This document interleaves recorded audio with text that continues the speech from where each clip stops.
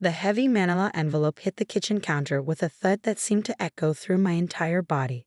Margaret Henderson, my mother-in-law, stood across from me with a triumphant smile twisting her carefully botoxed face.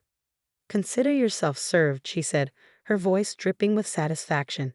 "I'm filing for emergency custody of Emma. After all, a child needs a proper upbringing, not whatever this is." She gestured dismissively at my modest but clean kitchen.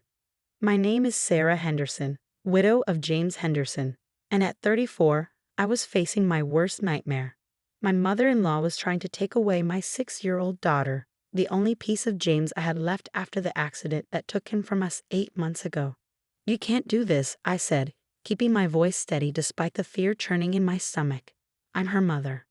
Margaret laughed, the sound sharp and cruel. "Oh, but I can.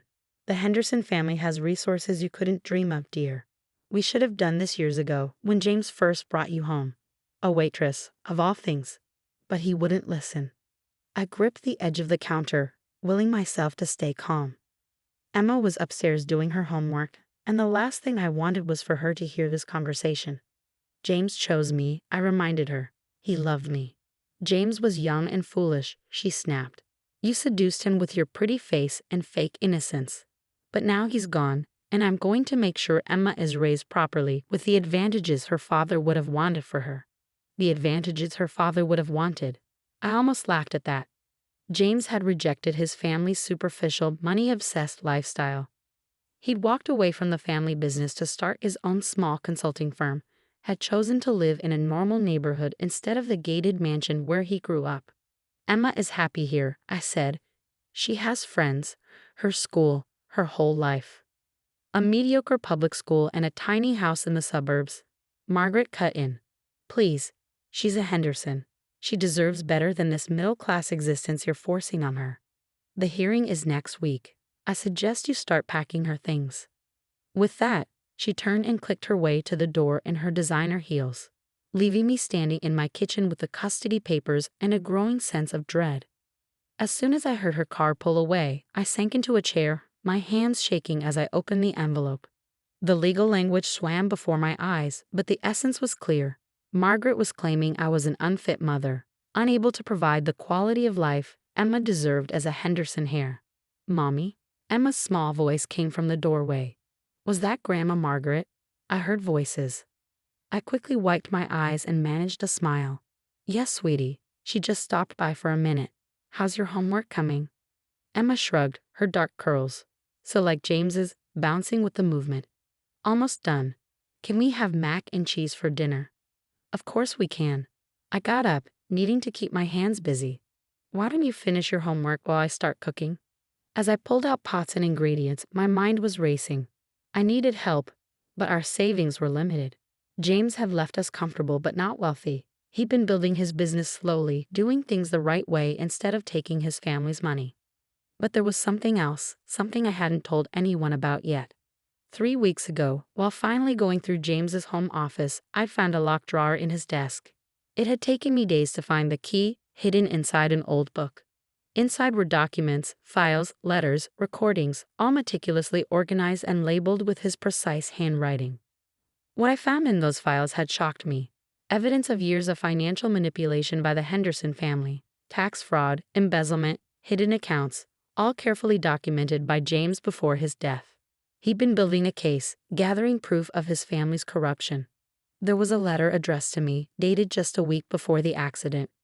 "Sarah, if you're reading this, something has happened to me. I've been investigating my family's business practices for the past 2 years. What I found, it's worse than I imagined. I'm almost ready to take everything to the authorities, but I need to make sure all the evidence is solid.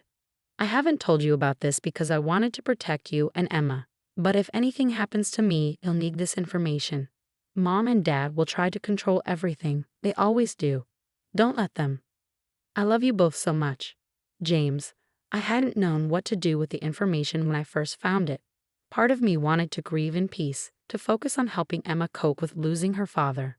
But now, with Margaret's threat hanging over us, I knew it was time to use what James had left me. I pulled out my phone and dialed a number I'd been saving for the right moment. Rachel Chen's office. A crisp voice answered. "Hi, this is Sarah Henderson.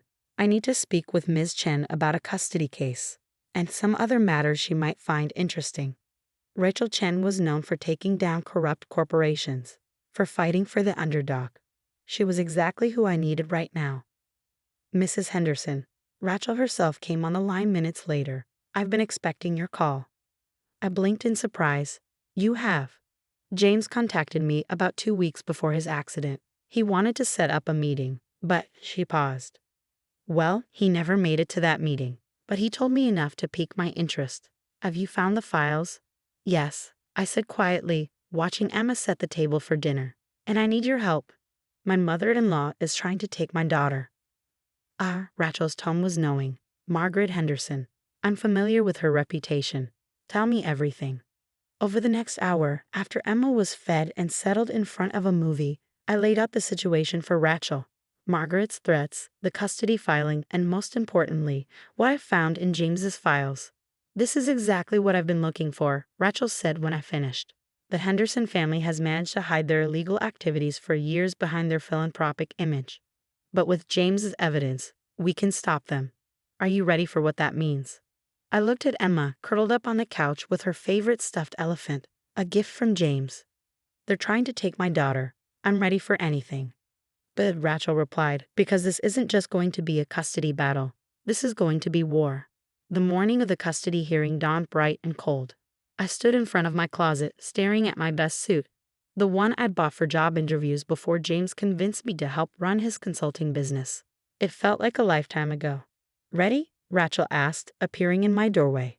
She'd insisted on picking us up herself, not trusting the Henderson family not to try something at the last minute. As I'll ever be, I replied, smoothing my jacket.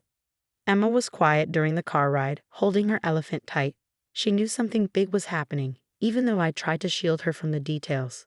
Mommy, she whispered as we pulled up to the courthouse. Grandma Margaret says I'm going to live with her now. Is that true? My heart clenched. No, sweetheart. I promise you're staying with me. The courthouse steps were crowded with reporters. The Henderson family drama, apparently newsworthy enough to attract media attention. Margaret stood at the top, perfectly poised in designer clothes, playing to the cameras. Just keep walking, Rachel murmured, guiding us through the crowd.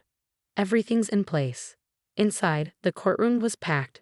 Margaret's high-powered legal team filled one side, all expensive suits and leather briefcases. Our side was smaller, but no less prepared. Rachel had brought 2 associates and a stack of files that made Margaret's lawyers look nervous. All rise, the bailiff called as Judge Patterson entered. The initial proceedings were what I expected. Margaret's lawyers painting me as an opportunist who had trapped James into marriage, who couldn't provide the lifestyle appropriate for a Henderson here. They brought out financial records showing my modest background, expert witnesses testifying about the advantages Emma would have living with her wealthy grandparents. Margaret took the stand, tears in her eyes as she spoke about her concerns for her granddaughter's future. We just want what's best for Emma, she said, dabbing at her eyes with a monogrammed handkerchief. Sarah, she's just not equipped to provide the opportunities Emma deserves. Then it was our turn. Rachel stood, her heels clicking against the floor as she approached Margaret. Mrs. Henderson, you speak about opportunities and advantages. Could you elaborate on exactly what kind of example you'd be setting for Emma? Margaret smiled condescendingly. The Henderson family has a long history of success in business, philanthropy, and fraud. Rachel cut in smoothly. The room went silent. Margaret's smile froze. I beg your pardon. Rachel picked up a file from our table. Your son James kept meticulous records, Mrs. Henderson. Records of tax evasion, embezzlement, money laundering. All documented over the past 2 years. Margaret's lawyers jumped up, objecting furiously, but Rachel was ready. Your Honor, these documents are directly relevant to Mrs. Henderson's fitness as a guardian. They speak to moral character and judgment. The judge allowed it, and what followed was the most satisfying 2 hours of my life. Rachel methodically laid out everything James had discovered. Every illegal transaction, every covered-up scandal, every piece of evidence he gathered before his death. This is absurd, Margaret sputtered, her perfect composure cracking. James would never. Actually, he did, Rachel interrupted, producing James's letter to me. He was planning to expose everything. He wanted his daughter to grow up understanding right from wrong, not learning how to hide criminal behavior behind a veneer of respectability. Margaret's face had gone chalk white. Her lawyers were huddled together, whispering frantically. In the gallery, reporters were scribbling furiously in their notebooks. Furthermore, Rachel continued, we've submitted all of this evidence to the SEC and the district attorney's office. I imagine they'll have quite a few questions for the Henderson family in the coming weeks. The judge called a recess, and in the hallway, Margaret's lawyers practically ran to catch up with Rachel and me. We'd like to discuss a settlement, the lead attorney said quietly. Rachel smiled. I thought you might. Mrs. Henderson will retain full custody of Emma. The Henderson family will set up a trust for Emma's education, managed by an independent trustee, not family members, and they will stay away unless invited.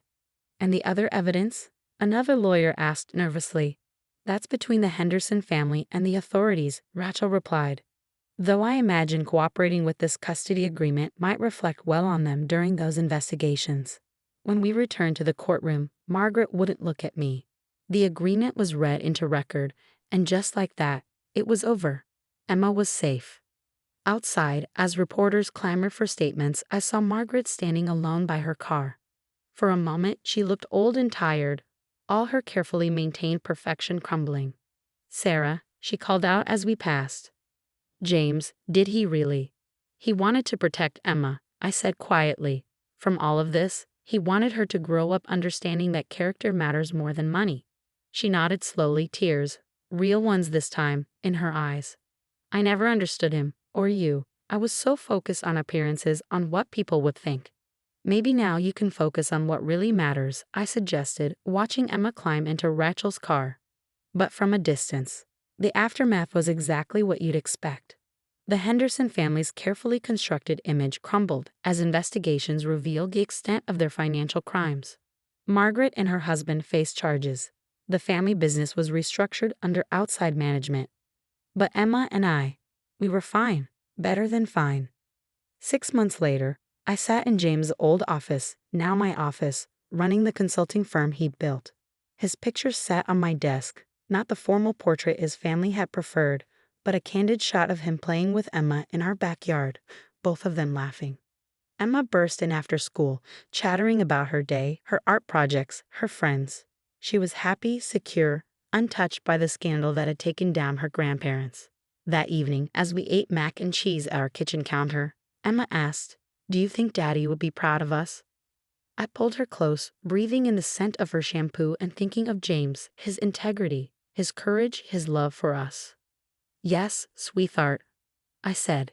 "He'd be very proud." Later, after Emma was asleep, I found James's letter again, reading those last lines he'd written to us. Remember that true wealth isn't about money or status or power. It's about doing what's right, loving deeply, and standing up for what you believe in. That's the legacy I want to leave for Emma. That's what I see in you, Sarah. You're the strongest person I know, even if you don't always believe it. Take care of our girl. Show her what real strength looks like. Looking around our modest home, at the life we'd built and protected, I knew we'd done exactly that. The Hendersons had thought money could buy them anything, even my daughter. But they'd learned what James had always known, that true strength comes from integrity, not bank accounts. Emma was safe, loved, and growing up understanding the values her father had died protecting. In the end, that was worth more than all the Henderson fortune combined.